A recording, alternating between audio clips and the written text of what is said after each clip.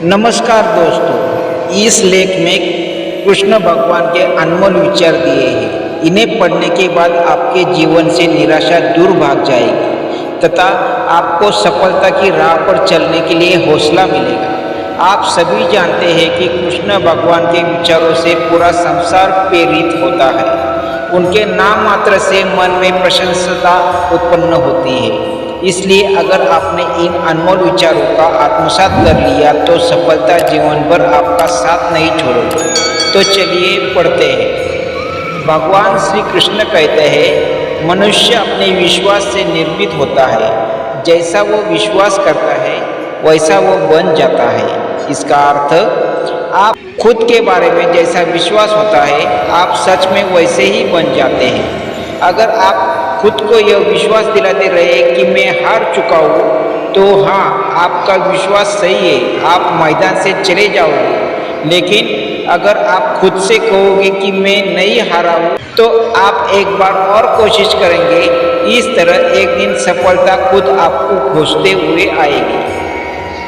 श्री कृष्ण कहते हैं, मन अशांत है और उसे नियंत्रित करना कठिन है, लेकिन अभ्यास से इसे वश में किया जा सकता है। इसका अर्थ, मनुष्य का मन चंचल होता है, हर बार भावनाओं में बहकर विविध विचारों के पीछे भटक जाता है, जिसमें अच्छे, बुरे और बेमतलब हर तरह के विचारों का समावेश होता है। पर अगर हम प्रयास करें तो मन को लगातार आज्ञा देकर एकाग्र किया जा सकता है। श्री कृष्ण कहते हैं, हर व्यक्ति का विश्वास उसकी प्रकृति के अनुसार होता है। इसका अर्थ, जीवन की हर परिस्थिति में हम कैसी प्रतिक्रिया देते हैं यह हमारा स्वभाव निश्चित करता है। भगवान कृष्ण यह भी कहते हैं कि हर मनुष्य का स्वभाव उसके गुण से आता है और गुण प्रकृति से आता है। इसलिए हमें किसी के स्वभाव को लेकर कभी परेशान नहीं रहना चाहिए। भगवान कृष्ण कहते हैं, प्रबुद्ध व्यक्ति सिवाय ईश्वर के किसी और पर निर्भर नहीं करता। अर्थ, एक बुद्धिमान व्यक्ति किसी से मदद मिलने की उम्मीद में समय व्यर्थ नहीं करता। वह भगवान कृष्ण पर भरोसा रखकर अपना रास्ता खुद खोजता है। भगवान कृष्ण कहते हैं, जो मन को नियंत्रित नहीं करते उनके लिए वह शत्रु के समान कार्य करता है। इसका अर्थ, अगर किसी के मन में कोई बुरा ख्याल बार बार आ रहा है और वह उस ख्याल को रोकने या उसकी जगह दूसरा ख्याल लाने की कोशिश न करे, तो वह ख्याल उसे बुरी तरह से विचलित कर सकता है। भगवान कृष्ण कहते हैं, उससे मत डरो जो वास्तविक नहीं है, ना कभी था और ना कभी होगा। जो वास्तविक है वो हमेशा था और उसे कभी नष्ट नहीं किया जा सकता। इसका अर्थ, जो बुरी घटना कभी घटी ही नहीं, उससे डर को आपकी कल्पना से इसी वक्त हटा दो, जिसका कोई अस्तित्व ही नहीं है, और भगवान श्री कृष्ण को याद करके अपने जीवन के नित्य कर्म में लीन हो जाओ। भगवान कृष्ण कहते हैं, निर्माण केवल पहले से मौजूद चीज़ों का प्रक्षेपण है। इसका अर्थ यह होता है कि इस ब्रह्मांड में जीव सृष्टि के लिए सभी जीवन आवश्यक चीज़ें मौजूद है। हमें सिर्फ उन चीज़ों को खोजना है। इसलिए विज्ञान और वैज्ञानिक कहते हैं, इसका निर्माण सृष्टि के निर्माता श्री कृष्ण ने पहले से ही कर रखा है। भगवान कृष्ण कहते हैं, व्यक्ति जो चाहे बन सकता है यदि वह विश्वास के साथ इच्छित वस्तु पर लगातार चिंतन करे।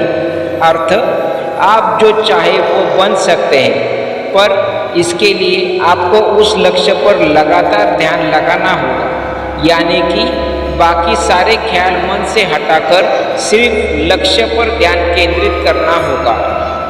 भगवान कृष्ण कहते हैं, मैं उन्हें ज्ञान देता हूँ जो सदा मुझसे जुड़े रहते हैं और जो मुझसे प्रेम करते हैं। अर्थ, महाभारत में पांडव भगवान श्री कृष्ण से प्रेम करते थे और सिर्फ उनका साथ चाहते थे और उन्हें वो मिला भी। कृष्ण भगवान महाभारत का युद्ध जीतने तक उनके साथ उनके मार्गदर्शक बनकर रहे। भगवान कृष्ण कहते हैं, भगवान प्रत्येक वस्तु में है और सबके ऊपर भी। अर्थ, आप जिस भी कार्य को पूरे विश्वास और लगन के साथ मन लगाकर करते हो उसमें भगवान श्री कृष्ण का निवास होता है। वो कभी विफल नहीं होता और इस संसार के कण कण में ईश्वर बसते हैं। वही शुरुआत है, वही मध्य है और वही अंत है। कृष्ण कहते हैं, सदैव संदेह करने वाले व्यक्ति के लिए प्रसन्नता ना इस लोक में है ना ही कहीं और। अर्थ, कुछ लोगों की ये आदत होती है, वे हमेशा किसी इंसान या किसी कार्य के प्रति संदेहजनक रहते हैं। उदाहरण, एक पति अपने पत्नी पर हमेशा संदेह करना कि किसी दूसरे पराये पुरुष के साथ उसका कोई संबंध तो नहीं है। ऐसा संदेह रखने वाला पुरुष मन से हमेशा विचलित रहता है। यही बात महिलाओं पर भी समान लागू होती है। कृष्ण कहते हैं, क्रोध से भ्रम पैदा होता है, भ्रम से बुद्धि व्यग्र होती है। जब बुद्धि व्यग्र होती है तब तर्क नष्ट हो जाता है। जब तर्क नष्ट होता है तब व्यक्ति का पतन हो जाता है। इसका अर्थ, जब इंसान क्रोधित हो जाता है तो उसकी बुद्धि पर उसका नियंत्रण नहीं रहता। वो बस अपने क्रोध की अग्नि शांत करना रहता है और उसी समय मनुष्य अपने जीवन में गलती कर बैठता है। कृष्ण कहते हैं, मन की गतिविधियाँ, होश, श्वास और भावनाओं के माध्यम से भगवान की शक्ति सदा तुम्हारे साथ है और लगातार तुम्हें बस एक साधन की तरह प्रयोग करके सभी कार्य कर रही है।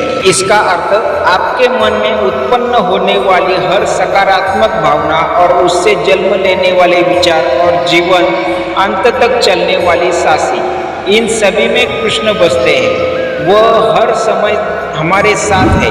हम खुद उसी ईश्वर का एक अंश है। हाँ, हम सब श्री कृष्ण का अंश है। कृष्ण कहते हैं, अपने अनिवार्य कार्य करो क्योंकि वास्तव में कर्म करना निष्क्रियता से बेहतर है। अर्थ, हम जिस परिवार का हिस्सा होते हैं उसके प्रति हमारे कुछ कर्तव्य होते हैं। परिवार की कुछ ज़रूरतें होती हैं, हमें सबसे पहले उसका ध्यान रखना चाहिए। हमारे परिवार की सेवा करते हुए भी हम भगवान कृष्ण की सेवा करते हैं। श्री कृष्ण कहते हैं, नरक के 3 द्वार हैं, वासना, क्रोध और लालच। अर्थ, मनुष्य अपने जीवन की खुशी और दुख के लिए खुद जिम्मेदार होता है। वासना, क्रोध और लालच, इन्हीं से इस दुनिया में पाप की निर्मिति होती है। इसलिए अपने मन को सदा नियंत्रण में रखो। भगवान कृष्ण कहते हैं, जन्म लेने वाले के लिए मृत्यु उतनी ही निश्चित है जितना कि मृत होने वाले के लिए जन्म लेना। इसलिए जो अपरिहार्य है उस पर शोक मत करो। इसका अर्थ, जन्म और मृत्यु एक शाश्वत सत्य है जिनसे धरती पर मानव अवतार लेकर आने वाले भगवान भी नहीं चुकाते। इसलिए किसी भी नश्वर के लिए हद से ज़्यादा दुखी मत रहे।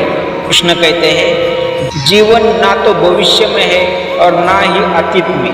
जीवन तो बस पल में है, केवल इस पल में है। अर्थ, मनुष्य ने ना तो भविष्य की चिंता करनी चाहिए और ना अतीत को याद करके खुद को कोसना चाहिए।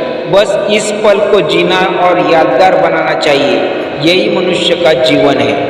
कृष्ण कहते हैं, बुराइयाँ तो तुम्हें हजारों की भीड़ में भी ढूंढ लेती है, ठीक उसी प्रकार जैसे गायों की झुंड में बछड़ा अपनी माँ को ढूंढ लेता है। इसका अर्थ, बुरे कर्म करने वाले इंसान को अपने कर्मों की सजा इसी जन्म में भुगतानी पड़ती है।